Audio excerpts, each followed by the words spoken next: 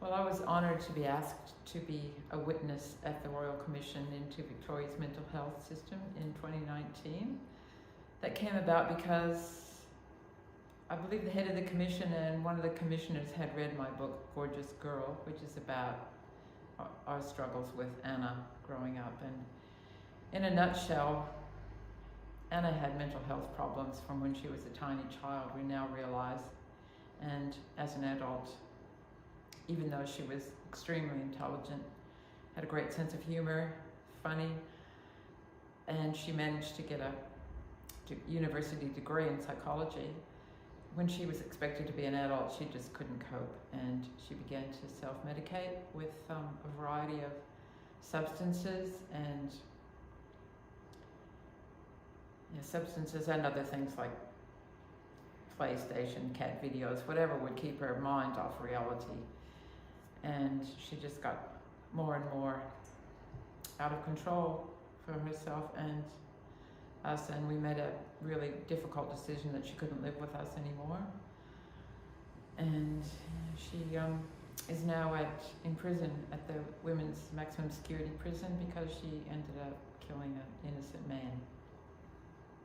And that's why I was asked to give evidence. There was quite a few people who gave evidence with a lived experience, and that was my role, to talk about the lived experience of someone with mental illness and addiction.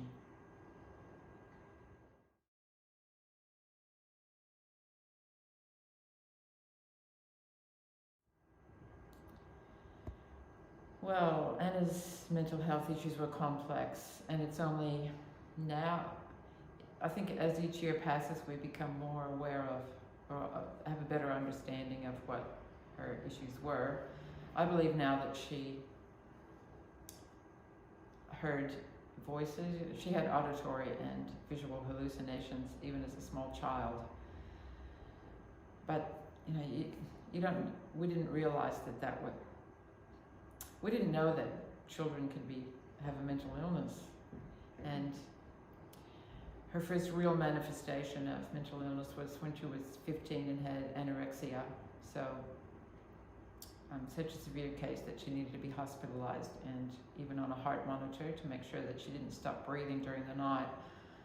But just recently we've come to realize that anorexia is often a symptom of, or it can be a comorbid condition with autism, which we definitely believe that Anna's on the spectrum. She does too, and so does her doctor of many years. Her mental health state was always very fragile, but it was totally exacerbated by drug use. She was using synthetic weed. It's called weed, but as many of you might know, it's not actually marijuana. It's chemicals sprayed onto herbs, so you don't really know what's in it, and that was extremely detrimental to her brain. And then when she discovered ice, that just pushed her over the edge into psychosis. So it was a combination of a fragile mental state and drugs, which led her to then be diagnosed with schizoaffective disorder. So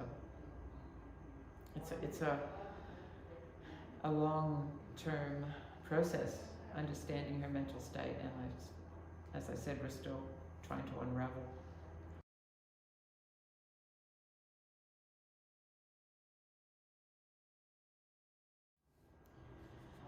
Navigating the mental health system was an absolute nightmare and so frustrating because, well, it was really hard to understand how we could get any help. And as I've often said in various places, I speak English and I'm well educated, and I actually have a background in journalism and a lot of experience in ringing people up and nagging people and getting information. And I feel like if I couldn't get the information needed to help our daughter, it's not a transparent system at all. It sometimes seemed that it was meant to stymie people rather than help them.